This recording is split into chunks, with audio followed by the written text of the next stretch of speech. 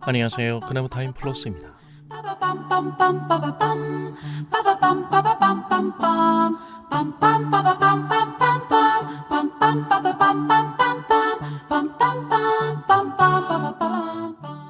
여러분, 하나님의 음성 듣기라는 말 들어보신 적 있으시죠?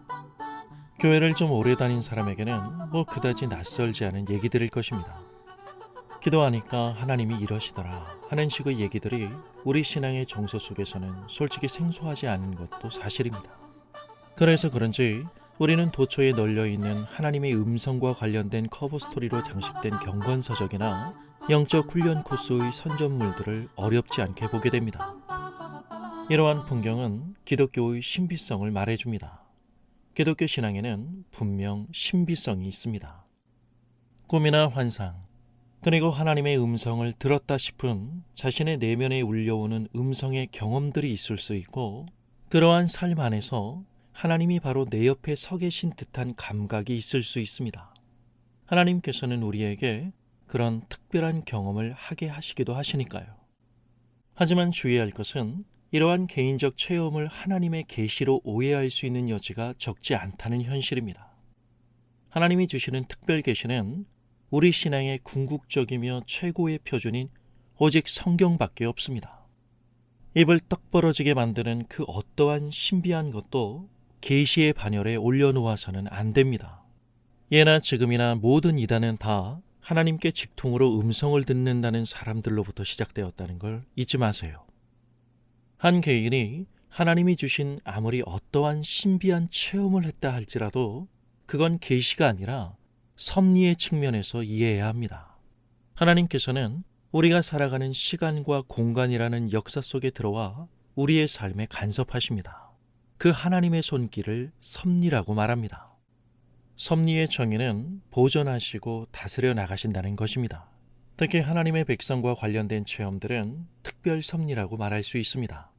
하나님이 우리 개개인의 인생에 간섭하셔서 우리로 하여금 하나님의 영원한 뜻이 우리 인생 속에 실현되도록 하시기 위함입니다.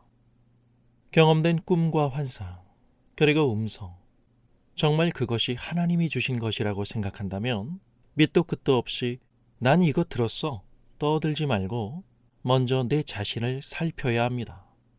왜냐하면 그 신비는 나 자신을 바로 세우시기 위한 하나님의 손길로 내 영혼이 죄를 고백하여 성령의 거룩한 은혜로 충만하여지므로 내 마음이 하나님을 기뻐하는, 실로 참 변화된 삶의 모습이 내 안에 있게 하시기 위한 하나님의 간섭이기 때문입니다.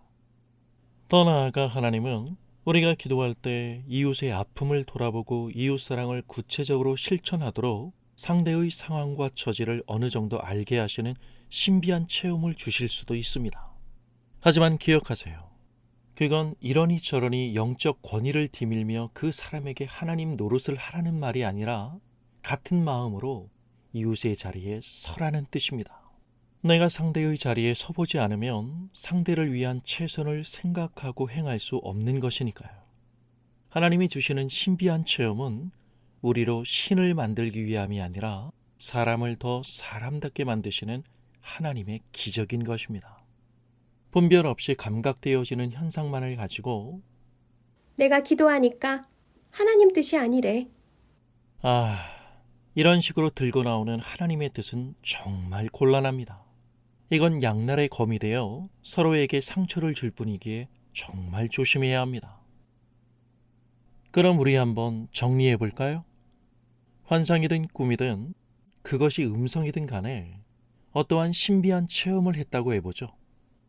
먼저 그러한 일들이 하나님이 주신 것이 맞다면 그건 계시가 아니라 섭리라는 걸 우선 명확히 하고요. 둘째, 그것이 정말 하나님에게서 온 것인지를 반드시 분별해야 합니다. 분별 없는 하나님의 뜻이란 말처럼 정말 무서운 것도 없거든요. 체험 하나가 하나님의 뜻으로 무장할 때 아무데나 갖다 바르는 만병통치약이 되기 때문입니다.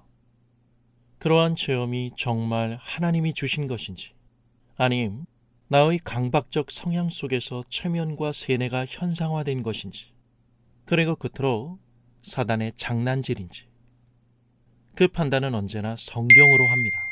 성경 말씀은 하나님의 뜻과 바른 교훈을 그대로 드러내주기 때문입니다. 그리고 말입니다. 혹시 알고 계시나요? 예수 그리스도를 믿는 성도는 누구나 이미 하나님의 음성을 듣고 있습니다. 엥? 뭔 말이야? 내가 하나님의 음성을 듣고 있다고? 우리는 하나님의 음성을 공적으로 설교로 듣고 있습니다. 개인적으로는 주의 말씀에 대한 개인적인 묵상과 학습에 따라 듣고 있고요. 하나님께서 주일에 예배로 모이게 하시는 이유는 거룩한 성회인 그 자리에서 살아계신 하나님의 말씀을 듣게 하시기 위함임을 기억해야 합니다. 주님께서는 예배 중에 바른 설교자를 세우셔서 그를 통해 내 음성을 너희에게 들리겠노라 하는 약속을 주셨고, 그것이 하나님이 예배를 통해 주신 축복입니다. 특별해 보이는 그런 체험에 목말라 하지 말고 예수 그리스도의 피로 세우신 교회라는 하나님의 공동체 안에서 내 손안에 들려주신 성경이 가장 정확하고 안전한 하나님의 목소리임을 언제나 기억해야 합니다.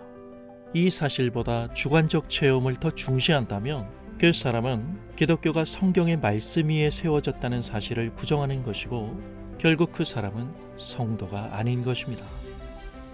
개인에게 주시는 하나님의 음성이 있다면 은혜라는 미명하에 공개하라는 목적으로 주신 것이 아닙니다. 자신을 성찰하라고 주신 것임을 잊지 말아야 합니다.